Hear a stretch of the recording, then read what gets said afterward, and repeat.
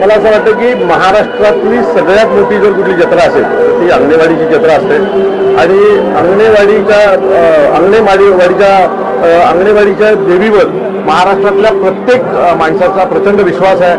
या दिवशी इथं येऊन दर्शन घ्यावं आणि पुढील वर्षभर आपल्या ज्या काही मागण्या आहेत त्या देवीसमोर मांडाव्यात आणि मग पुढच्या वर्षी सगळेजण नवस फेडायला इथं येत असतात। आता ही एक परंपरा झालेली आहे महाराष्ट्राची आणि हा एक दिवस अनेक लोक आपल्या मनातल्या असलेल्या ज्या काही प्रार्थना आहेत त्या सांगण्यासाठी इथे येतात आणि अनेक लोकांच्या त्या प्रार्थना विश्वासाची देवी म्हणून तिला ओळखली जाते आणि म्हणून आज आम्ही देखील आमच्या मनातल्या ज्या काही इच्छा आकांक्षा त्या मांडण्यासाठी इथे आलेलो। जिल्हा परिषदच्या निवडणुका झालेल्या निकाल महायुतीच्या बाजूने काही आलेले असं बघताना निकालाकडे सगळं मला असं वाटतं की आता सध्या कुठलीही निवडणूक लढण्यात काही अर्थ नाही आहे, बरोबर आहे।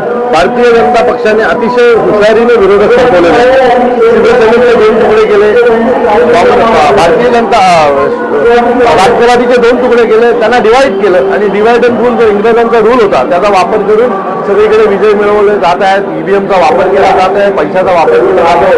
मला असं वाटतं की हा देखील सूर्य मावळेल आणि नवीन सूर्य एक दिवस उगवेल। भारतीय जनता पक्षाला काही आंदोलन केलेलं नाही, एक दिवस असा येईल की भारतीय जनता पक्षाला पण एक विजय मिळवण्याची मेहनत करावी लागेल।